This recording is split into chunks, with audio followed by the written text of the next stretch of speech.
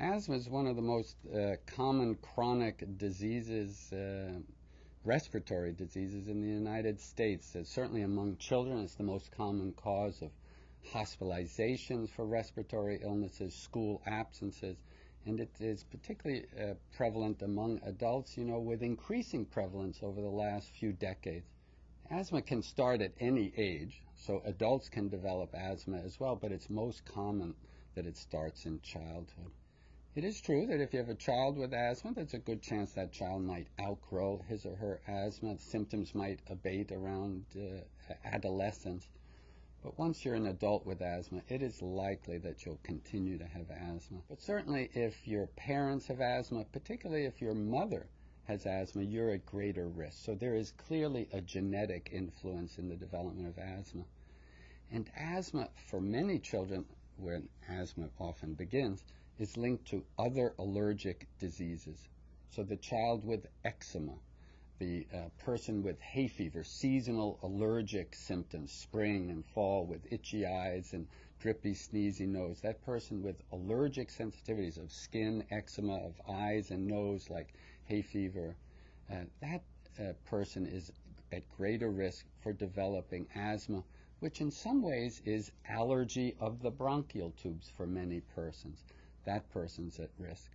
And what's striking about this disease is that chronic predisposition to develop narrowing of the breathing tubes, and therefore symptoms related to narrowed breathing tubes.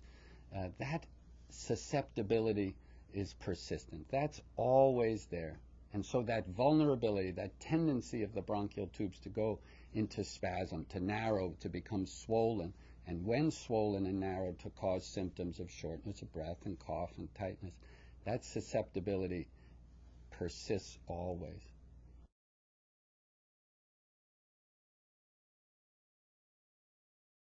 The treatment of that allergic type inflammation of the bronchial tubes is with an anti-inflammatory medicine. And that was really a big discovery perhaps 20 years ago, that if you're willing to take a medicine to suppress this ongoing inflammation, not only will you feel better, but the bronchial tubes won't be so sensitive, so twitchy. And now when you're around some stimulus that would otherwise provoke narrowing, it no longer does, or does so less.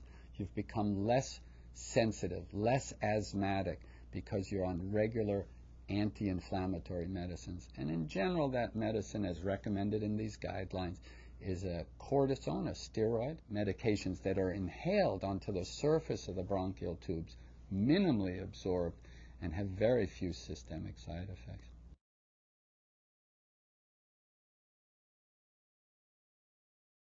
Most people with asthma do very well with current asthma medications.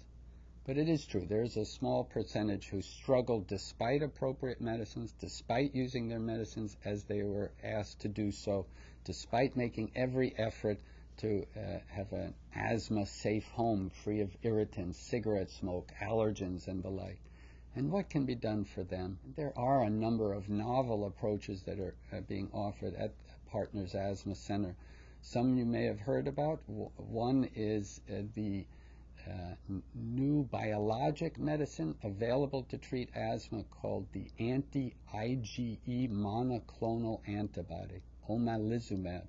It's an injectable which helps to bind to and remove the allergy protein, immunoglobulin E, or IgE, from the blood, and in that way really is trying to remove the allergic basis of much of asthma from the blood. Sounds like it should be a cure-all. It's not for all allergy, but it does help people with difficult to control asthma, especially allergic asthma, and especially in terms of reducing the frequency of the flare-ups or exacerbations of their asthma that they're prone to.